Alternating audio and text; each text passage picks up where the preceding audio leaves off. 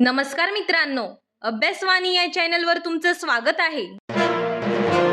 अभ्यासवाणी रोज अभ्यास रोज प्रगती. मागील लेक्चरमध्ये आपण विधेयकांचे प्रकार समजून घेतले. पब्लिक बिल, प्रायव्हेट बिल आणि वेगवेगळे टाइप्स सुद्धा पाहिले. पण आता एक महत्त्वाचा प्रश्न म्हणजे हे विधेयक प्रत्यक्षात कायदा कसं बनतं? संसदेमध्ये ते पास कसं होतं? कारण एक्झाममध्ये फक्त डेफिनेशन विचारत नाहीत, प्रोसेस पण विचारतात. म्हणून आज आपण अगदी सोप्या पद्धतीने सामान्य विधेयक पारित करण्याची पूर्ण प्रक्रिया स्टेप बाय स्टेप समजून घेणार आहोत. आणि एकदा हा फ्लो समजला तर हा कन्सेप्ट तुम्ही कधीच विसरणार नाही. तर मित्रांनो, आता आपण प्रोसेसचा पहिला टप्पा पाहूया. प्रथम वाचन म्हणजे फर्स्ट रीडिंग. या टप्प्यात काय होतं? तर बघा, सर्वात आधी विधेयक सभागृहात मांडलं जातं. पण इथे एक महत्त्वाची गोष्ट लक्षात ठेवा. विधेयक थेट मांडता येत नाही. आधी सभागृहाची परवानगी घ्यावी लागते. याला लीव ऑफ द हाऊस म्हणतात.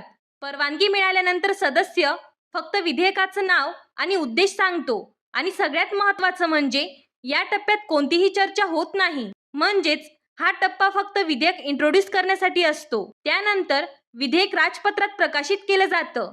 आणि जर विधेयक आधीच राजपत्रात प्रकाशित केलं असेल तर परवानगी घेण्याची गरज नसते. म्हणजे पहिल्या टप्प्यात फक्त विधेयक इंट्रोड्यूस केलं, अजून डिस्कशन झालेलं नाही. खरी चर्चा आता पुढच्या टप्प्यात होते. म्हणजे मित्रांनो, आपण पाहिलं प्रथम वाचनात फक्त विधेयक मांडलं जातं, डिस्कशन होत नाही. आता येतो सगळ्यात महत्त्वाचा टप्पा म्हणजे द्वितीय वाचन. हा टप्पा इतका इम्पॉर्टंट का आहे? कारण इथेच विधेयकावर खरं आणि सविस्तर चर्चा होते. आणि हा टप्पा 3 भागांमध्ये विभागलेला आहे. सुरुवातीला विधेयकावर सर्वसाधारण चर्चा होते. म्हणजे विधेयकाचा उद्देश, तत्व यावर चर्चा होते. पण अजून डिटेलमध्ये जात नाही. या टप्प्यावर सभागृह काय करू शकतं? तर बघा, 4 पर्याय असतात. विधेयक पुढे नेणं, समितीकडे पाठवणं, संयुक्त समितीकडे पाठवणं आणि लोकमत जाणून घेण्यासाठी प्रसिद्ध करणं. जर सखोल अभ्यास करायचा असेल तर विधेयक पुढच्या टप्प्यात जातं. म्हणजे समिती अवस्था, कमिटी स्टेज. इथे विधेयक समितीकडे दिलं जातं. समिती काय करते? विधेयकातील प्रत्येक कलम नीट तपासते आणि आवश्यक बदल सुचवते. म्हणजेच इथे विधेयकाचा सखोल अभ्यास होतो. तर बघा, आता समितीने बदल सुचवले. आता पुन्हा सभागृहात चर्चा होते.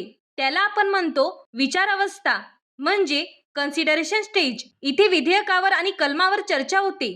सदस्य सुधारणा म्हणजे अमेंडमेंट्स सुचवू शकतात आणि जे बदल मान्य होतात ते विधेयकाचा भाग बनतात. म्हणजे आता विधेयक ऑलमोस्ट फायनल झालं आहे. पुढचा टप्पा म्हणजे अंतिम निर्णय. म्हणजे मित्रांनो, आपण पाहिलं द्वितीय वाचनात विधेयकावर सविस्तर चर्चा झाली, बदल सुचवले गेले आणि ते मान्यही झाले. आता येतो अंतिम टप्पा म्हणजे तृतीय वाचन.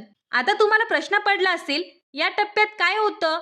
तर बघा, संपूर्ण विधेयकावर अंतिम मतदान घेतलं जातं. इथे एक महत्त्वाची गोष्ट म्हणजे या टप्प्यात चर्चा खूप कमी असते. फक्त थोडक्यात मत मांडलं जातं. म्हणजेच आता डिसिजन घ्यायचा असतो, विधेयक मंजूर करायचं की नाकारायचं. जर बहुमताने विधेयक मंजूर झालं तर ते पुढच्या टप्प्यात जातं. पण प्रोसेस इथेच थांबत नाही. कारण भारतात 2 सभागृह आहेत. त्यामुळे आता हे विधेयक दुसऱ्या सभागृहात पाठवलं जातं. म्हणजे आपण पाहिलं तृतीय वाचनात विधेयकावर अंतिम मतदान झालं आणि ते पहिल्या सभागृहात मंजूर झालं. पण प्रोसेस इथेच थांबत नाही. कारण भारतात 2 सभागृह आहेत. आता तिथे काय होतं? तर बघा, तिथेही पुन्हा ते स्टेप्स फॉलो होतात. प्रथम वाचन, द्वितीय वाचन, तृतीय वाचन. आता इथे एक महत्त्वाचा एक्झाम पॉइंट लक्षात ठेवा. दुसऱ्या सभागृहात 4 शक्यता असतात.